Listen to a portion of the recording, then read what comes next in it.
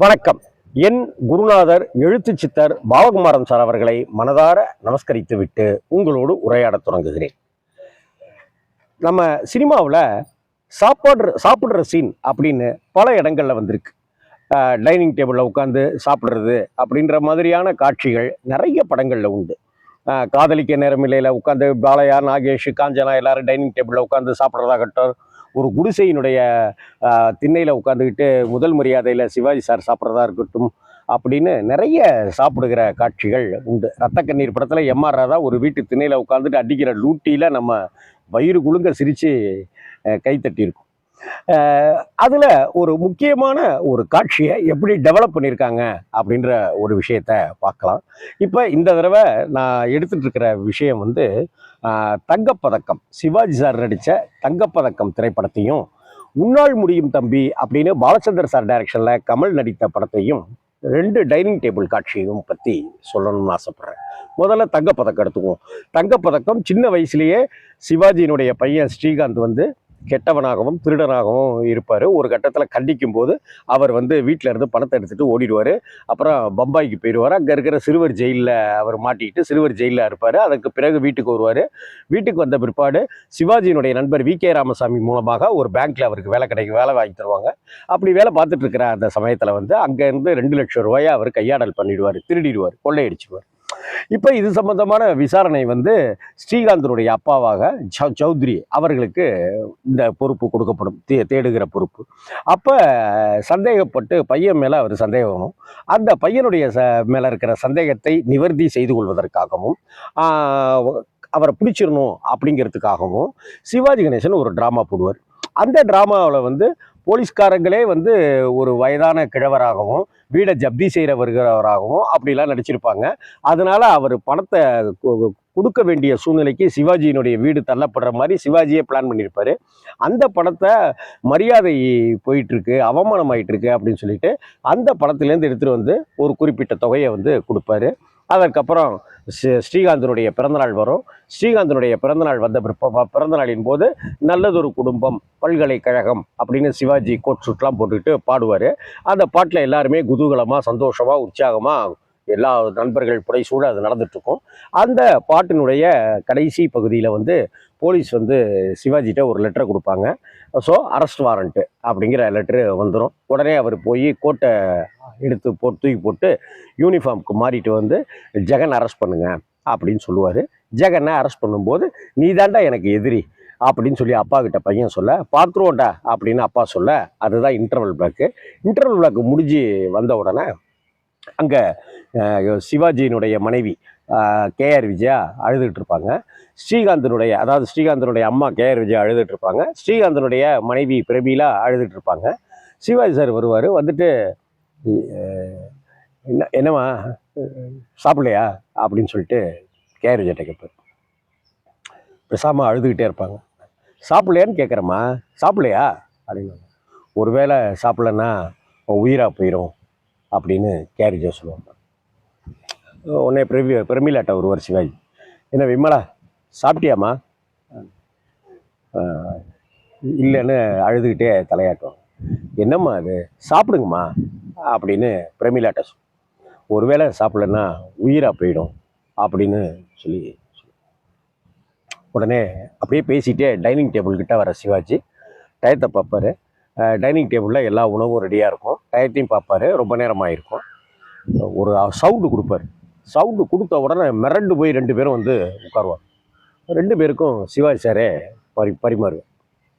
பரிமாறிட்ட உடனே சாப்பிடுங்க அப்படின்னு சொன்னோடனே 2 பேரும் பிசைஞ்சிட்டு இருப்பாங்க சாப்பாடை.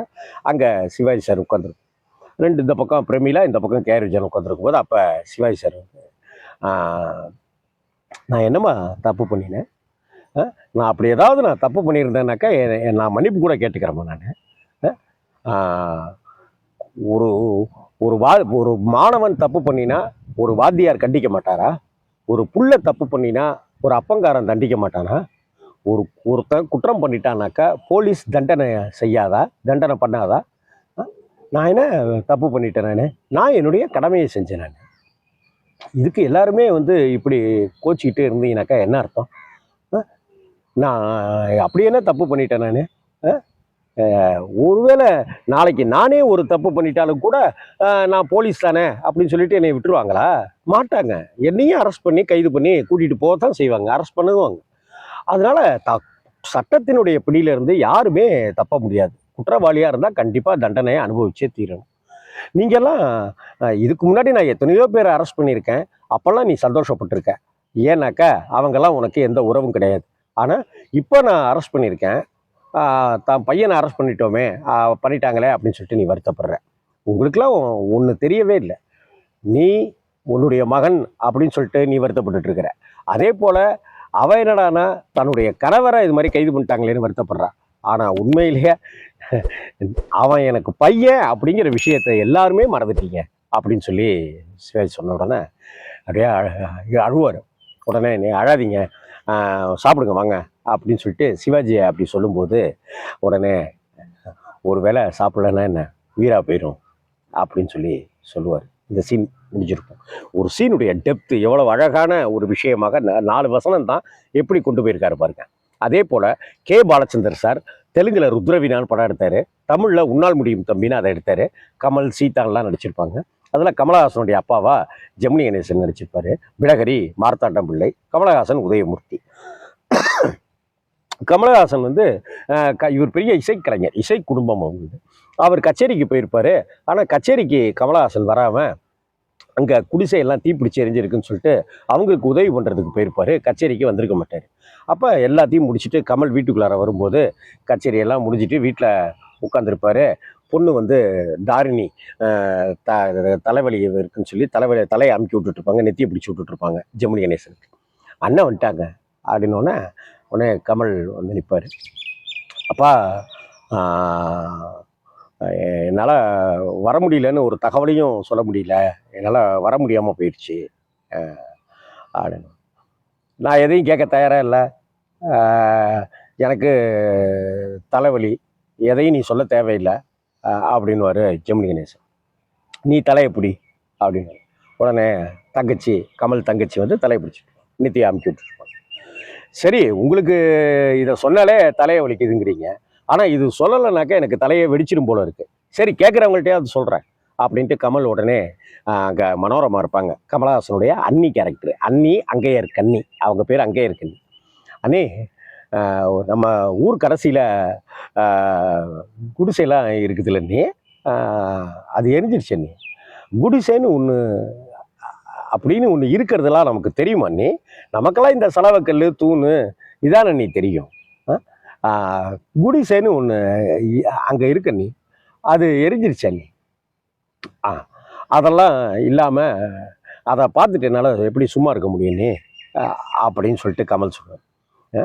இன்னைக்கு எங்க கச்சேரின்னு சொல்லு, ராமர் கோயிலில் கச்சேரி, இது தெய்வ தோஷம் அப்படின்னு ஜெமினி சொல்லுவார். இங்கே குடிசையில் எல்லாரும் குழந்தைங்கள்லேருந்து வயசானவங்கலேருந்து எல்லாரும் ஐயோ காப்பாற்றுங்க காப்பாற்றுங்கன்னு சொல்லிட்டு இருக்கும்போது அதெல்லாம் விட்டுட்டு அங்கே வந்து ராமா ராமான்னு சொல்லிட்டு இருந்தால் அந்த ராமன் வந்து காப்பாற்றிடுவானா? இல்லை, நான் இப்படி காப்பாற்றுனதுக்கு தான் ராமன் கோச்சிக்குவானா? அப்படி கோச்சிக்கிற ராமன் எனக்கு தேவையே இல்லை, அந்த ராமன்கிட்ட கேட்டு சொல்லுங்க அப்படின்னு கமல் சொல்லுவேன். உடனே இந்த மாதிரி இருக்கிறதுக்கு நான் வந்து நீங்கள் கோபம்லாம் போதும், வாங்க சாப்பிட வாங்க முதல்ல அப்படின்னு மனோரமா ஜெமினி கணேசனை கூப்பிடுவோம்.